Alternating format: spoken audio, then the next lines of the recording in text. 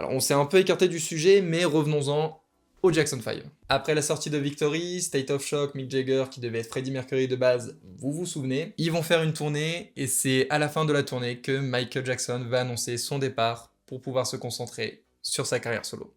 Et à partir de là, Michael Jackson va commencer à tout avoir. 1985, il achète pour pas moins de 47,5 millions de dollars le catalogue de Northern Song. Alors vous vous dites peut-être que c'est trop cher, qu'il a fait un mauvais choix, qu'il a été con. Je suis d'accord avec vous, mais... il faut 25 ans pour que la valeur de la société en vale 1 milliard. Comment ? Alors Northern Song détient la majorité de bonne musique, dont celle des Beatles. Un génie. Il participera aussi en 85 à USA for Africa. Alors, il faut savoir que ce USA, ce n'est pas pour United States of America, mais plutôt pour United Support of Artists for Africa. Et on comprend mieux là. Et il va donc chanter avec plusieurs artistes cette musique qu'il aura écrite.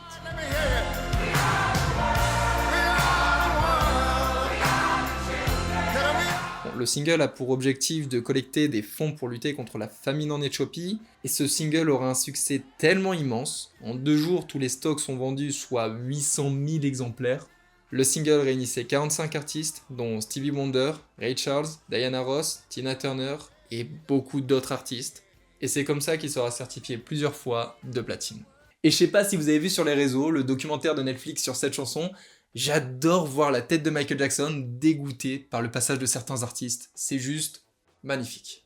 En 1986, il va jouer le rôle principal de Captain EO, un film futuriste 3D qui sera réalisé pour une attraction de Disneyland, réalisé par Ford Coppola et produit par George Lucas, le papa de Star Wars. Donc bon, plutôt pas mal.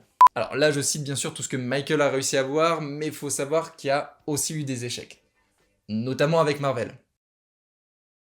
Nous sommes en 90, donc très loin du MCU, et Marvel est en grosse crise financière. C'est dur à y croire, mais oui. Et c'est de là que Michael va se dire « Et si j'achetais Marvel ?» Mais là encore une fois, il y a une raison particulière à son achat. Il veut jouer Spider-Man. Alors, j'adore Michael Jackson, il chante super bien, il danse super bien, il a une prestance de fou, mais en tant que Spider-Man...